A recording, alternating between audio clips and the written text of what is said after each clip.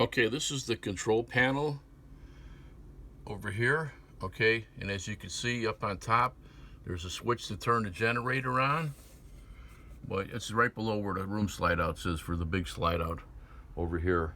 So generator, it's got to start and stop. It also shows you the hours the generator has been in use in case you ever sell it or something. Basically just hit this, hold it down, and the generator will start outside. And when you want to hit stop, you want to hold the stop button down until you hear the I'll just do it here, so I'll start it up. You could probably hear it.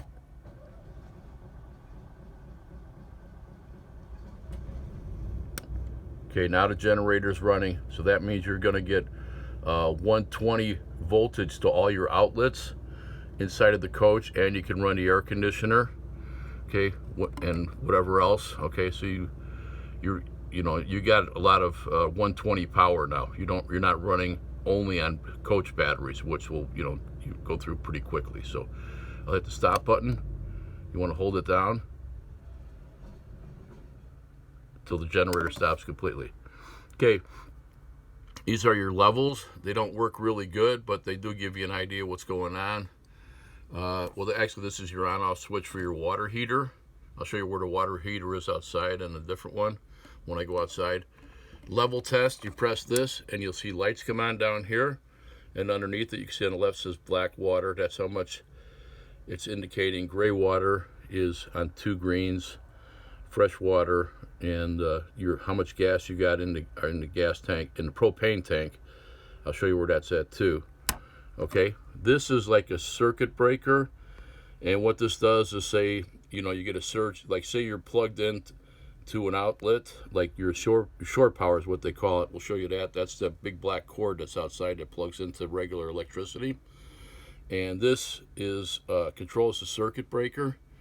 Okay, and basically what that does is if you get a power surge in electricity, this will recognize the power surge and shut it off. Say there's a lightning storm or something, which isn't going to happen around here much, but say there was, and lightning kind of zapped down or something, it would send a power surge through the coach, which might cause damage to some of the components like the air conditioner, the microwave, or whatever else is plugged in.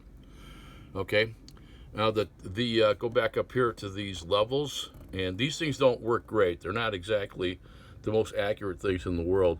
What these are, they're sensors inside of the black tank and inside of the gray tank and inside of the fresh water.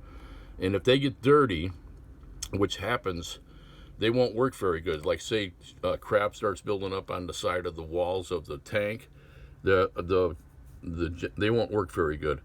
So another way you could check the black water is you could when you come back to the toilet, you can stick a flashlight. You can push down the level, which I'll show you in a little bit. Push the level down, which opens up the thing, and you can put a flashlight. You can see how much space you have before. You don't want it to overflow, obviously, back into the coach, which would happen if it got too much in there.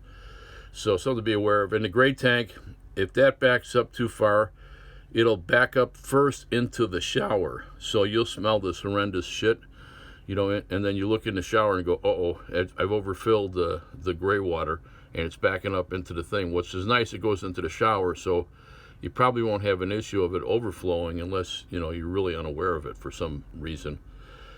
Fresh water, it lasts for a little while. LP gas, I'll show you where that's at. The battery charge, I generally I'll show you how I leave the battery charging, but this indicates the coach batteries.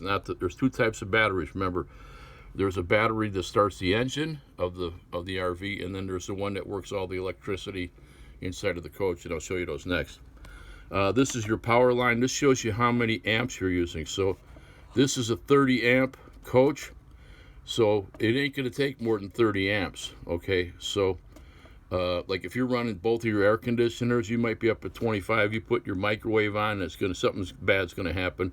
Just don't do it. Okay, just keep an eye on this thing when you're running the air conditioners. Basically, the rest of the stuff isn't usually going to get over 6 or 7. The heater. The only thing that really draws a lot is anything that's got heat involved with it. Not so much the heater, because that runs mostly on propane, but there is electricity in it. But the air conditioners are what really draw, and I don't really use those. And I'll tell you why when we get it into the other thing. This, of course, is your thermostat. It just works like a regular thermostat. Okay.